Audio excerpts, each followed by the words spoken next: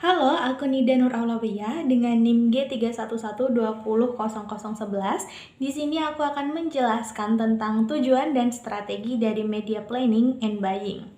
Jadi, tujuan kampanye periklanan pada dasarnya bersandar pada proses komunikasi, yaitu yang pertama ada ketidaksadaran atau unaware, yang kedua ada kesadaran atau awake, yang ketiga ada pemahaman dan citra atau comprehensive and image, yang keempat ada sikap atau attitude, yang kelima ada tindak atau action. Selanjutnya ada sifat iklan. Jadi iklan itu kan ada dua ya, komersil dan non-komersil.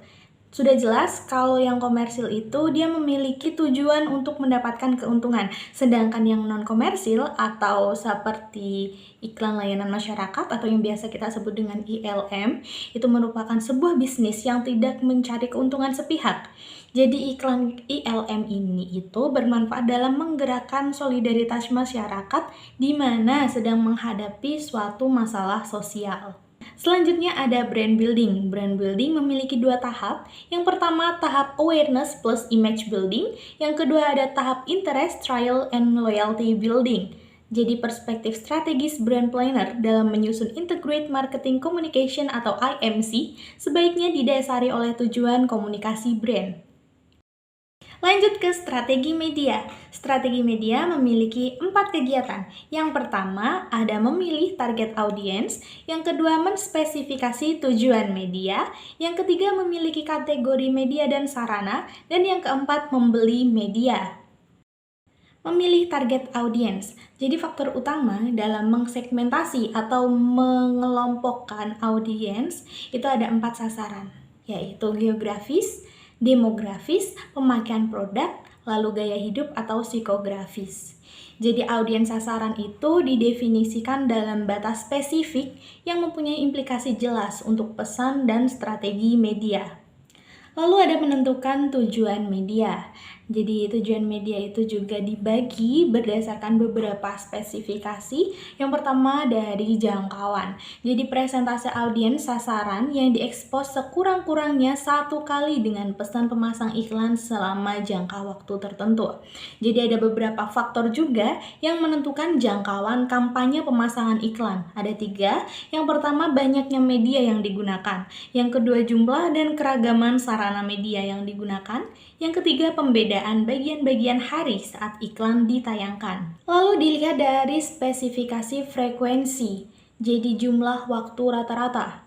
Nah, dalam periode 4 minggu di mana para anggota audiens sasaran diekspos kepada sarana media yang termaksud dalam jadwal media tertentu.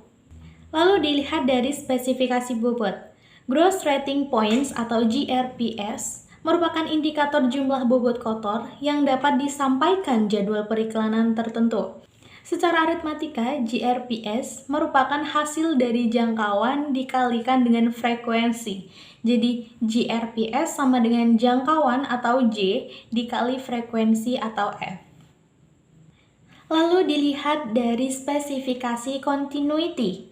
Bagaimana iklan dialokasikan selama ditayangkan suatu kampanye periklanan. Nah, jadwal yang kontinu itu merupakan jumlah uang yang sama diinvestasikan sepanjang kampanye. Lalu pulsing itu digunakan beberapa iklan selama setiap periode kampanye, tetapi jumlahnya sangat bervariasi dari periode ke periode.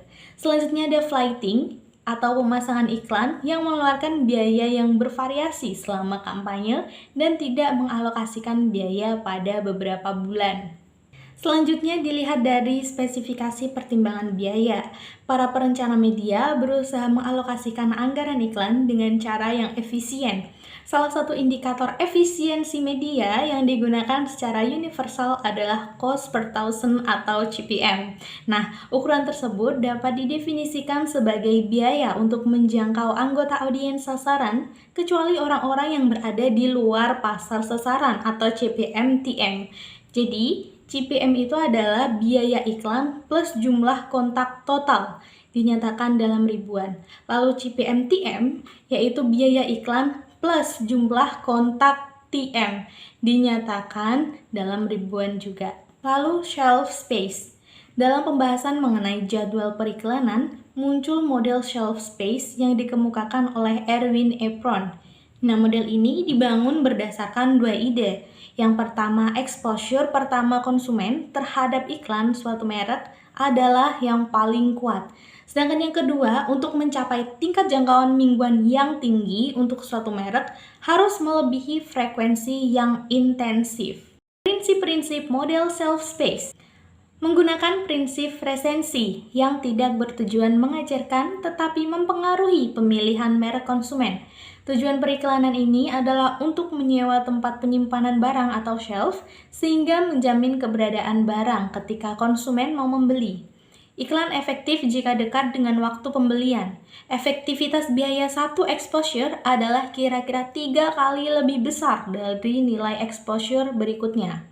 Nah, mengalokasikan dana untuk menjangkau lebih banyak konsumen dengan lebih sering, menjangkau presentase yang tinggi dan audiens sasaran selama berminggu-minggu. Tidak ada satu strategi media yang tidak berhasil dilakukan. Hal tersebut tergantung pada berbagai faktor. Terdapat dua model periklanan. Yang pertama, kuat, yaitu periklanan penting untuk mengajarkan konsumen mengenai brand dan mendorong pembelian. Sedangkan yang kedua adalah lemah, iklan hanya untuk mengingatkan konsumen tentang brand yang biasanya sudah terkenal.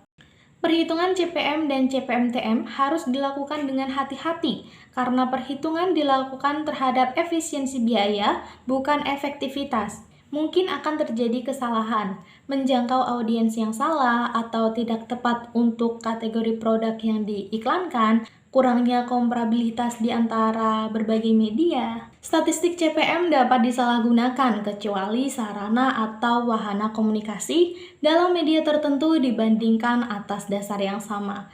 Sekian penjelasan materi dari saya mengenai tujuan dan juga strategi media planning and buying. Sampai jumpa di materi selanjutnya.